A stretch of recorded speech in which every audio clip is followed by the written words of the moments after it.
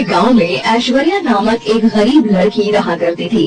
उसके पापा कुलभूषण एक गैरेज में काम किया करते थे। ऐश्वर्या की माँ नहीं थी। उसकी माँ बचपन में ही उसे इस दुनिया से छोड़कर चली गई थी।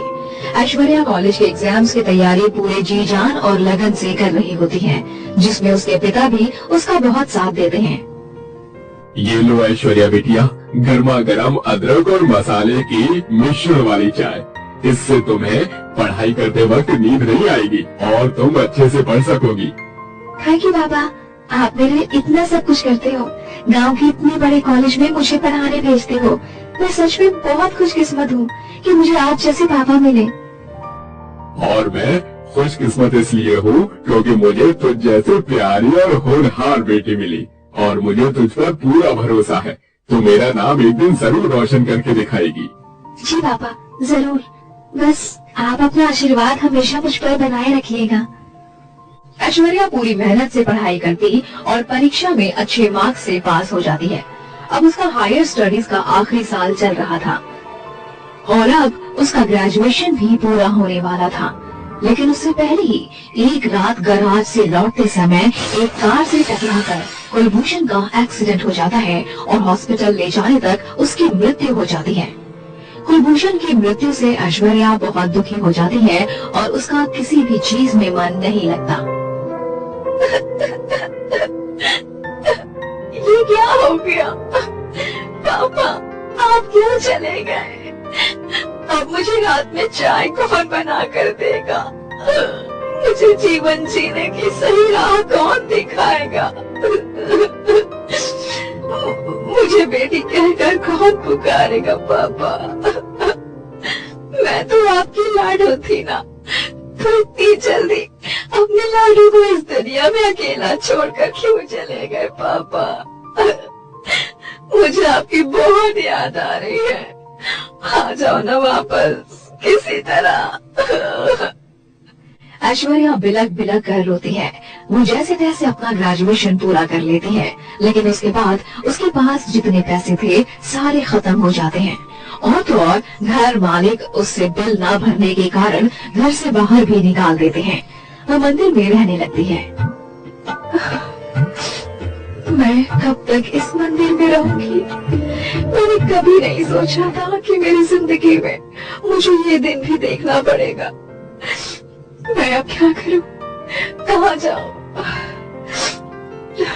मुझे अपनी मंजिल तक पहुंचना तो है, लेकिन कोई रास्ता नहीं दिख रहा। मैं अब अपने पापा का सपना कैसे पूरा करूं? तभी मंदिर के पंडित जी वहाँ आते हैं और ऐश्वर्या से कहते हैं, बिटिया, मैं जानता हूँ तुम किस पीड़ा से गुजर रही हो, लेकिन एक बात कहूँ, जीवन में संघर्ष कभी खत्म नहीं होते। तुम्हें हिम्मत नहीं हारनी होगी बिटिया। चाहे मुसीबतें कितनी भी बड़ी क्यों ना हो, तुम्हें उनका डट कर सामना करना होगा। और फिर एक बार तुम वो मुकाम हासिल कर लोगी ना, तो तुम्हें खुद पर गर्व महसूस होगा कि सच में मेरे सारे बलिदान का और सारे संघर्ष का अंजाम, उसका अंत खूबसूरत ही हुआ। और मुझे जो चाहिए था वो मुझे आखिर में मिल ही गया। जी पंडित जी, मैं समझती हूँ और मैं अपने जीवन में कभी हिम्मत नहीं हारूंगी। हाँ, मेरे पापा भी यही कहा करते थे। ऐश्वर्या अब नौकरी ढूंढने जाती है क्योंकि उसे अपनी आगे की पढ़ाई भी पूरी करनी होती है, लेकिन उस बेचारी को कहीं पर भी कोई नौकरी नहीं देता। वो भटकते भटकते कहीं एक जगह रुकती है और फिर उसे एक चाय का स्टॉल दिखता है और वो उस चाय के स्टॉल पर बैठ जाती है, जहाँ पर वो दो लोगों को अखबार पढ़कर आपस में बात करते हुए सुनती है। कितने आश्चर्य की बात है ना भाई, एक गरीब चाय बेचने वाला आज प्रधानमंत्री बन गया। वाकई में मोदी जी की कहानी बहुत प्रेरणा देती है। मोदी जी के बारे में सुनकर ऐश्वर्या की आंखें खुल जाती हैं। मोदी जी आज कहां से कहां आ गए हैं? उनकी इस इंस्पायरिंग स्टोरी ने मुझे भी इंस्पायर कर दिया है और अब मैं भी अपनी लाइफ में सब कुछ जीरो से स्टार्ट करूंगी। शून्य से शुरू करते ही मैं अपने जीवन में उस मुकाम को हासिल करूंगी जिसके बारे में मैं हर घड़ी सोचती रहती हूँ। एक बड़ी अफसर बनना और मेरे पापा का सपना पूरा करना। ऐश्वर्या फैसला लेती है कि वो भी अब चाय बेचेगी। वो अपना एक छोटा सा ठेला लगाती है और वहाँ पर चाय बेचती है। मुझे इस चाय के साथ साथ कुछ और भी बेचना चाहिए। लोग ज्यादातर चाय के साथ क्या खाते हैं? अरे सोच ऐश्वर्या, सोच, जल्दी सोच। ऐश्वर्या सोचती है और फिर वो तरह तरह के पकौड़े बनाने का तय करती है और गर्मा गर्म चाय के साथ वो अलग अलग प्रकार के पकौड़े बेचना भी शुरू करती है। चाय पकौड़ा, गर्मा गर्म चाय पकौड़ा। अति सुंदर, क्या चाय है, मतलब कमाल हो गया। और क्या पकौड़े, ओहो, इतने अच्छे और मजेदार प्याज के पकौड़े तो मैंने अपनी जिंदगी में कभी नहीं खाए। बिटिया तो इतनी अच्छी चाय बनावत है कि हम क्या बताएं। कितनी भी तारीफिया कर लें कब हो, तुम्हारा कौनो जवाब नहीं। तू तो कमाल है बिटिया। अरे बिटिया, तू इतनी अच्छी चाय बनावत है कि हम क्या बताएं। हम कितने भी तारीफ कर ले हम तोरा कम है, तोरा कौनो जवाब नहीं। तू तो कमाल है। आपका बहुत बहुत धन्यवाद। मैं सच में भाग्यवान हूँ कि इतने कम समय में ही मैंने आप सबका दिल जीत लिया। ऐश्वर्या धीरे धीरे पूरे गांव में प्रसिद्ध हो जाती है। हर कोई चाय पीने ऐश्वर्या के पास ही आया करते। ऐश्वर्या अपनी मास्टर्स की पढ़ाई करना शुरू करती है।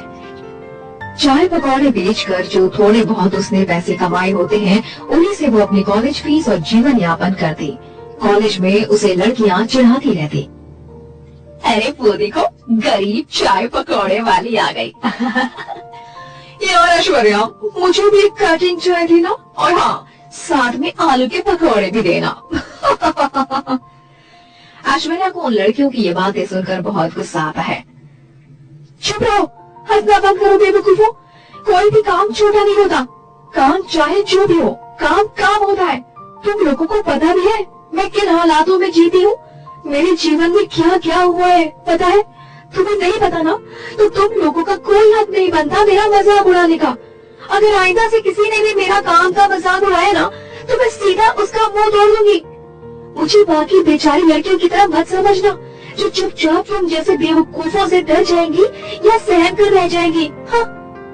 दहशत दिखाते हुए ऐश्वर्या उन लड़कियों को खरी खोटी सुनाती है और उनका मुंह बंद कर देती है। ऐश्वर्या बहुत ही ज्यादा मेहनत करती। वो रोज सुबह जल्दी उठकर कॉलेज जाकर पढ़ती और फिर चाय पकौड़ा बेचती। वो चाय पकौड़ा बेचकर अच्छे खासे पैसे कमाने लगती है और खुद के लिए एक मकान भी लेती है। ऐश्वर्या की फाइनल एग्जाम्स नजदीक थे और फाइनल एग्जाम्स में बैठने के लिए सबसे पहले उसे अपनी सारी फीस चुकानी थी। इसीलिए अब वो ओवर टाइम रहकर चाय पकौड़ा बेचती। चाय पकौड़ा, चाय पकौड़ा, चाय पकौड़ा, चाय चाय। नहीं ऐश्वर्या, तुझे थकना नहीं है। तुझे इतनी आसानी से तो हार नहीं माननी है। फीस क्लियर करनी है ना, और उसके बाद ही एग्जाम में बैठने को मिलेगा, वरना मेरा सपना टूट कर बिखर जाएगा। नहीं, थकना नहीं है। ऐश्वर्या चाय पकौड़ा ठेला पर भी बीच बीच में टाइम मिलने पर किताब निकालती और पढ़ाई किया करती। ग्राहकों को उसका परिश्रम और लगन देखकर बहुत अच्छा लगता। ऐश्वर्या बेटा, तुम जिस तरह से अपने भविष्य के लिए इतनी मेहनत कर रही हो ना, भगवान तुम्हें जरूर तुम्हारी मंजिल तक पहुंचाएगा। ये मेरी दुआ है। आपका बहुत बहुत धन्यवाद आंटी जी। मैं भी यही आशा और कामना करती हूँ कि सब कुछ सही से पार हो जाए। बड़ी मेहनत से आखिरकार ऐश्वर्या पैसे इकट्ठा कर ही लेती है और वो उन्हें अलमारी में संभाल कर रखती है।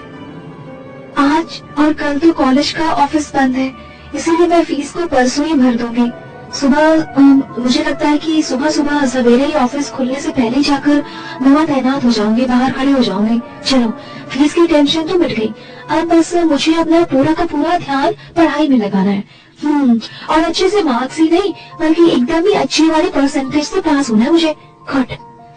ऐश्वर्या एग्जाम्स की तैयारी शुरू कर देती है, लेकिन 2 दिन बाद जब फीस भरने के लिए वो पैसों को अलमारी से बाहर निकालने जाती है, तभी अलमारी में पैसे रहते ही नहीं है। ये देखकर ऐश्वर्या हैरान रह जाती है। ये क्या, मेरे पैसे? पैसे कहाँ चले गए? 2 दिन पहले मैंने यही पर तो रखे थे। तभी ऐश्वर्या देखती है कि उसके घर की खिड़की टूटी हुई है। नहीं, ओहो, इसका मतलब मेरे घर पर चोर आया था। अब मैं क्या करूं? फाइनल एग्जाम्स के लिए सिर्फ 1 हफ्ता बचा है। अगर फीस नहीं भरी तो मैं एग्जाम्स नहीं दे पाऊंगी। माता रानी, कोई तो हल दो मुझे इस मुसीबत का। तभी ऐश्वर्या को एक बहुत बड़ा चाय पकौड़े का ऑर्डर आता है, जो गांव में हो रहे एक इवेंट का होता है। ऐश्वर्या उन पैसों से अपनी फीस भरती है और फाइनल एग्जाम्स में पास हो जाती है। वो कॉलेज में नंबर 1 आती है और आगे चलकर वो एक बड़ी अफसर बन ही जाती है और ढेर सारे पैसे कमाने लगती है।